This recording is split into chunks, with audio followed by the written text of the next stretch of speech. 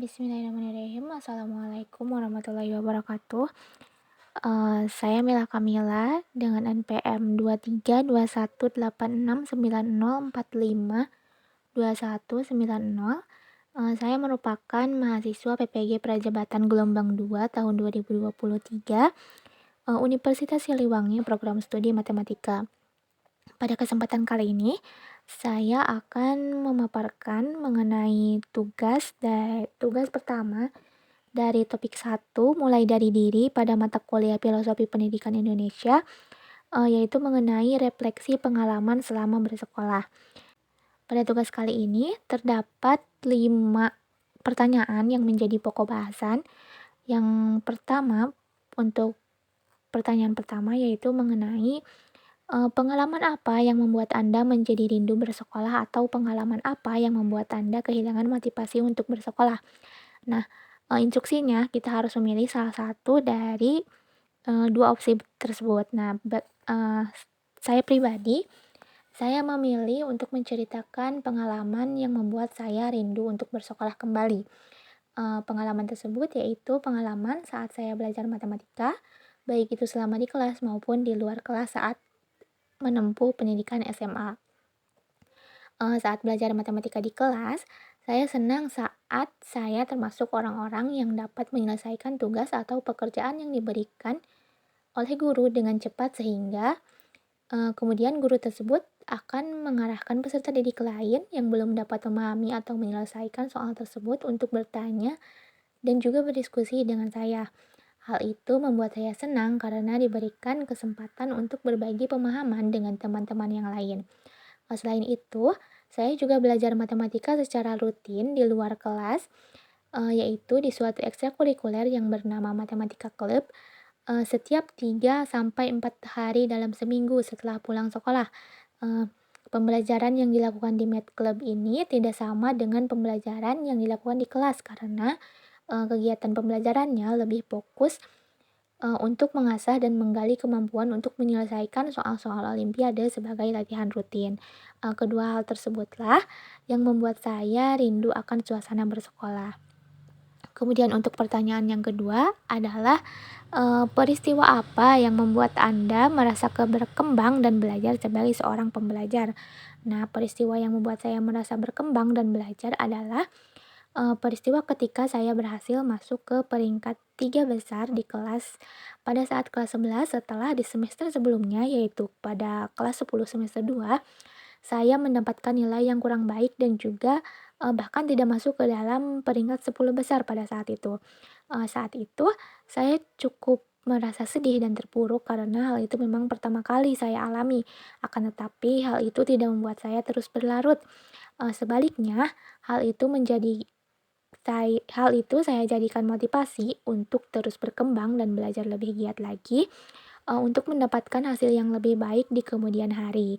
Nah, kemudian saat itu juga saya mengisi liburan dengan tetap belajar sebagai strategi. Kemudian saya juga menambah jam belajar saya, memperbanyak diskusi bersama teman-teman, serta melakukan banyak diskusi dengan guru mata pelajaran yang bersangkutan.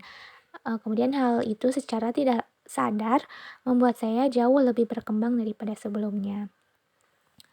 Kemudian selanjutnya, pertanyaan ketiga yaitu, siapakah sosok guru yang menginspirasi Anda? Nah, guru yang menginspirasi saya yaitu, salah satu guru matematika peminatan di kelas 11 yang bernama Bapak Assojuharso, SPD MPD.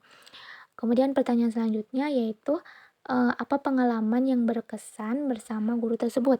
Nah, sebenarnya begitu banyak pengalaman berkesan yang saya alami bersama beliau. Namun di sini saya akan menjelaskan salah satunya saja, di mana pengalaman yang menurut saya berkesan adalah pengalaman saat belajar matematika di kelas 11, yaitu saat beliau mengajar dengan menerapkan sistem belajar yang cukup menarik dan juga terbilang berbeda dari yang guru lain gunakan. Metode belajar yang diterapkan oleh beliau tersebut yaitu memang pada awalnya hanya metode mengajar matematika seperti biasa, yang diawali dengan pemberian materi, kemudian dilanjutkan dengan contoh-contoh soal. Akan tetapi yang membedakannya itu adalah cara mengajar beliau pada tahap pengerjaan soal, di mana beliau tidak memberikan semua latihan soal sekaligus, tetapi memberikannya satu persatu secara bertahap yang akan dikoreksi secara berkala setiap satu soal dengan batas waktu pengerjaan dan juga pengumpulan yang telah ditentukan. Hal ini membuat saya dan teman-teman yang lain terpacu untuk bisa mengerjakan soal yang diberikan sesegera mungkin dengan waktu yang telah ditentukan, tetapi harus tetap teliti untuk mendapatkan hasil yang tepat karena jika waktu pengerjaan dan pengumpulan untuk soal tersebut sudah habis, maka tidak ada waktu tambahan dan harus menuju ke soal selanjutnya, yang otomatis nilai untuk soal tersebut itu menjadi nol. Kemudian hal ini juga membuat saya terkesan karena dengan metode beliau yang pakai ini, saya menjadi lebih semangat dan teliti dalam mengerjakan soal yang diberikan serta menghapus kesempatan bagi peserta didik untuk berleha-leha di tengah pembelajaran, sehingga waktu pembelajaran yang ada benar-benar digunakan secara efektif dan juga efisien. Kemudian untuk pertanyaan yang terakhir ada mengenai apakah pernahkah Anda menduplikasi atau mengadaptasi apa yang dilakukan oleh guru tersebut di kelas yang Anda ampuh? Kemudian apa yang Anda lakukan pada saat itu? Nah, jawabannya adalah pernah. Saya pernah menerapkan metode mengajar yang beliau lakukan pada saat saya mengajar di salah satu SMP setelah lulus kuliah. Saya mencoba menerapkan metode tersebut kepada para peserta didik yang saya ampuh. Pada saat itu, saya melakukannya hampir sama persis dengan yang guru saya lakukan. Hanya saja saya hanya mengubahnya sedikit, yaitu dengan menambahkan sedikit hadiah berupa apresiasi di akhir pembelajaran. Jadi, pada awalnya saya tetap memberikan pembelajaran matematika dengan pemberian materi, kemudian dilanjutkan dengan pemberian beberapa latihan atau contoh soal yang ditulis di papan tulis, serta tetap melibatkan partisipasi peserta didik untuk mengerjakannya di depan untuk mengecek pemahaman siswa. Kemudian setelah dirasa peserta didik sudah dapat memahami materi yang diajarkan, saya memberikan latihan soal atau tugas yang harus dikerjakan oleh peserta didik. Jumlah soal yang saya berikan sebanyak 5 soal, yang setiap soalnya diberikan waktu pengerjaan 10 menit saja. Nah, bagi peserta didik yang terlambat mengumpulkan nomor satu di waktu 10 menit pertama, maka peserta didik tersebut tidak mendapatkan nilai atau mendapatkan nilai nol untuk soal tersebut dan harus menunggu untuk lanjut ke soal selanjutnya jika waktunya sudah dimulai. Dan begitu sampai seterusnya, sampai semua soalnya habis.